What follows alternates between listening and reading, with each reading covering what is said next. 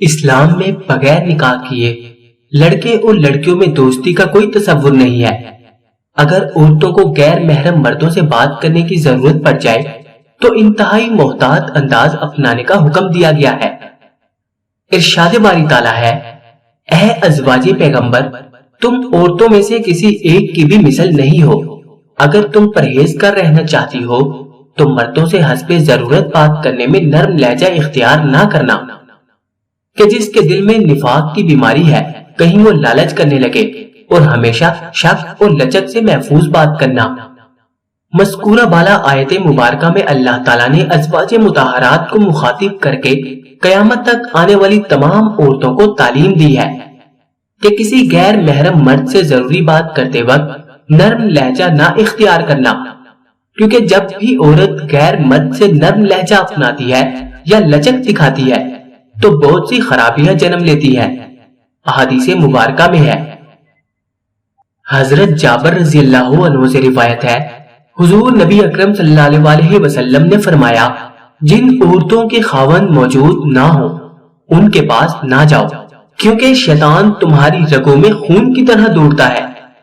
حضرت جابر فرماتے ہیں، ہم نے عرض کیا، یا رسول اللہ، آپ کے لیے بھی ایسا ہی ہے؟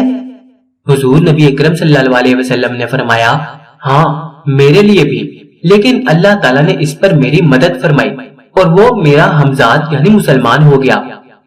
ایک اور حدیث مبارکہ میں ہے، حضرت عقبہ بن عامر رضی اللہ عنہ سے روایت ہے کہ رسول اللہ صلی اللہ علیہ وسلم نے فرمایا، تنہا عورت یعنی نامحرم کے پاس جانے سے پرہیز کرو۔ انصار سے ایک آدمی نے سوال کیا کہ یا رسول اللہ، دیور کے بارے میں کیا ارشاد ہے؟ فرمایا، دیور تو موت ہے۔ یہاں صرف دیور نہیں بلکہ تمام غیر محرم رشتے مثلا جیٹ، چچا زاد، مامو زاد، خالہ زاد، پھپھی زاد وغیرہ سب شامل ہیں۔ حدیث مبارکہ میں ہے، حضرت ابن عباس رضی اللہ تعالیٰ عنہما سے روایت ہے کہ حضور نبی اکرم صلی اللہ علیہ وسلم نے فرمایا کہ تنہائی میں کوئی شخص کسی عورت کے پاس نہ جائے مگر اس کے ذی محرم کے ساتھ۔